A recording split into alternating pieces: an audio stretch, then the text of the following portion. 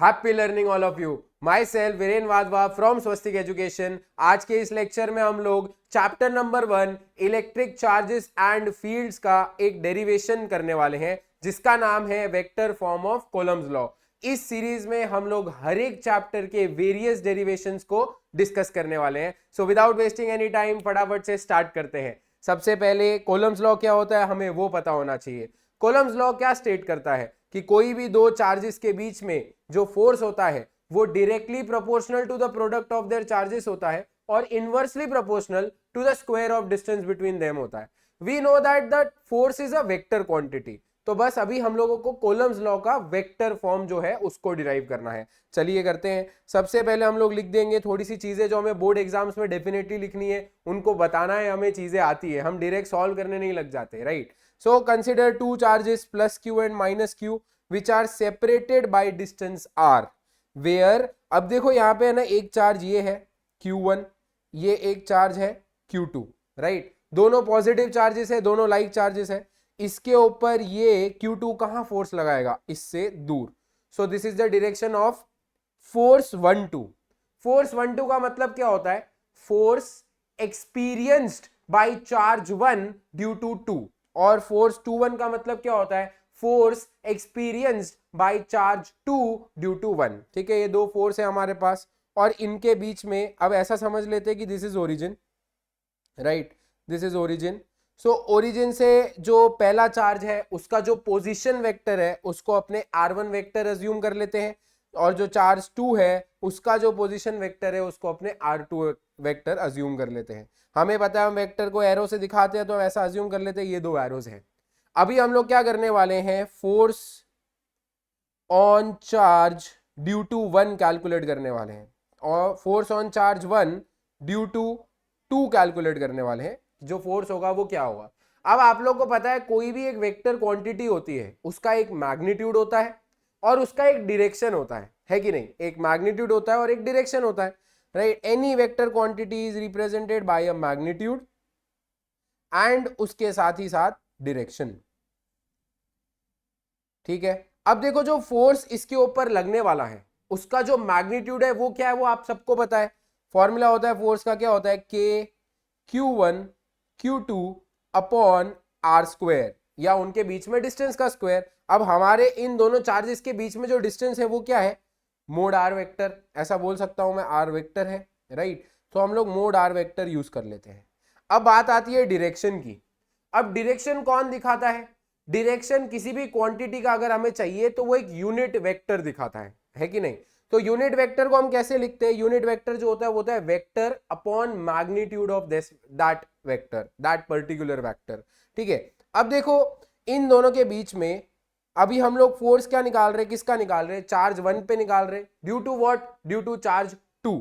सो जो चार्ज 2 है वो चार्ज 1 पे कहां फोर्स लगा रहा है? इस पर्टिकुलर डायरेक्शन में फोर्स लगा रहा है, राइट। सो ये डायरेक्शन को मैं एरो से रिप्रेजेंट करूं अगर, तो कुछ इस तरीके से रिप्रेजेंट होगा, बराबर बात है। अब हम लोगों को पता है बाय वेक्टर सम के एडिशन से हम लोग क्या कर सकते हैं वो देखो। This is the first vector, first vector की हेड से सेकेंड वेक्टर की टेल को जोड़ दो तो ये सेकेंड वेक्टर हो जाता है and this would be your resultant vector, right. So मैं क्या लिख सकता हूं? देखो R2 वेक्टर, अगर मैं ये वाला डायरेक्शन कैलकुलेट करना चाहता हूं, ये वाला, so this is the first vector, that is R2 vector. The second vector is what? R vector, right, and equivalent to the resultant one is what? R1 vector. ठीक है, सो R वेक्टर किसके बराबर होगा? R1 vector minus R2 vector, अगर मैं force निकालना चाहूं on charge 1 due to charge 2। ठीक है, तो vector upon magnitude of direction हमें देता है यूनिट वेक्टर, तो मैं इधर लिख देता हूं R cap, right. We know that, side में हम लिख देंगे A कैप किसके बराबर होता है? A vector upon magnitude of A vector. That's great, सही बोला है आप लोगों ने। ठीक है, सो अब देखो R वेक्टर जो है हमें उसकी वैल्यू पता है, तो why not put the value of R vector here. पहले लिख देता हूं K Q1 Q2 upon R vector की जगह पे अपने क्या पुट कर रहे हैं? R1 vector minus R2 vector, है कि नहीं? और R कैप की जगह पे हम क्या पुट करेंगे? R vector upon magnitude of R vector. ठीक है। सो वो स्क्वायर आएगा k q1 q2 upon are square, ठीक है। So R vector upon magnitude of R vector. अब फिर से आर वेक्टर की जगह पे अपने क्या पुट कर सकते हैं, आप सबको पता है r1 vector minus r2 vector. जो आर वेक्टर है उसकी जगह पे हम लिख रहे हैं r1 vector minus r2 vector, ठीक है। इधर भी लिख देते हैं r1 vector minus r2 vector बराबर, इधर मैग्नीट्यूड नहीं आएगा, ठीक है। आगे बढ़ते हैं, k q1 q2 अपॉन में क्या हो जाएगा, देखो ये और ये, this is square, this is power 1, multiply करेंगे तो पावर 3 हो जाएगी, राइट। सो हम लोग यहाँ पे लिख देंगे r1 vector minus r2 vector का whole cube into r1 vector minus r2 vector, ये।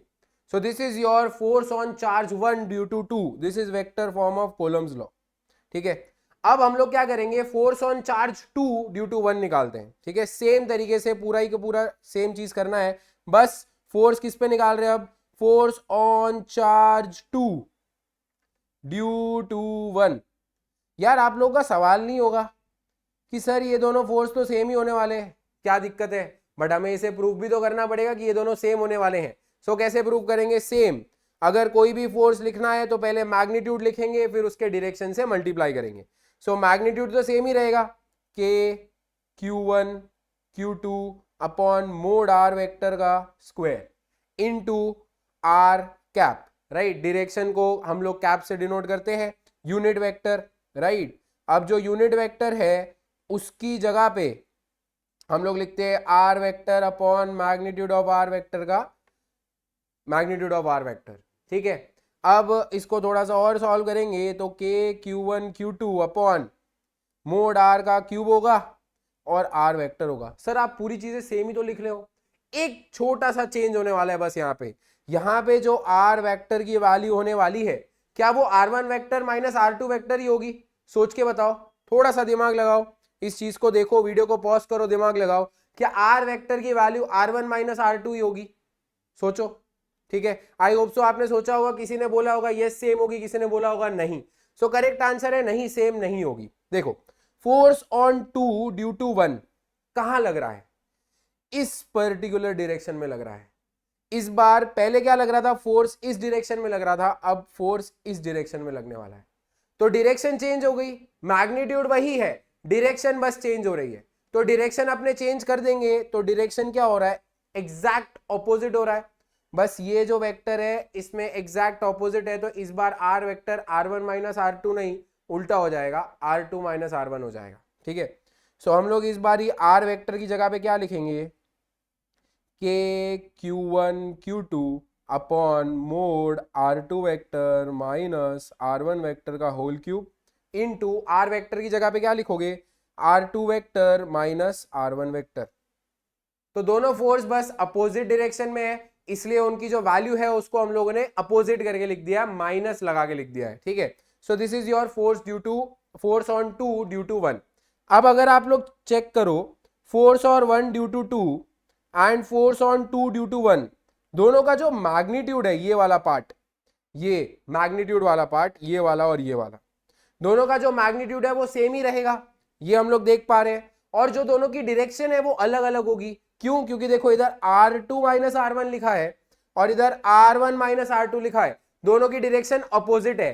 तो इसी से हम लोग इसी डेरिवेशन से अपने क्या प्रूव कर सकते हैं कि उनकी डायरेक्शंस भी अपोजिट है। इसका मतलब F12 would be equal to minus F21। So ये दो चीजें हम लोग प्रूव कर सकते हैं, एक तो दोनों के चार्जेस के बीच में जो फोर्स लगेगा उसका मैग्नीट्यूड सेम रहेगा, एंड दूसरा दोनों चार्जेस के बीच में जो फोर्स है उनका डायरेक्शन अपोजिट होगा। ये हम लोगों ने डायरेक्ट प्रूफ किया है, ऐसा नहीं कि हम लोग ने याद कर लिया, राइट। सो इसी के साथ आपका जो ये वाला डेरिवेशन है वो यहाँ पे समाप्त होता है। आई होप सो आप लोग को सब समझ आया हो। कमेंट करके बताएं कि आप लोग को नेक्स्ट कौन सा डेरिवेशन चाहिए जो हम लोग डिस्कस कर सकते हैं। इसी के साथ अपने आज के लेक्चर को यहाँ समाप्त करेंगे। पढ़ाई करते रहें। All the very best.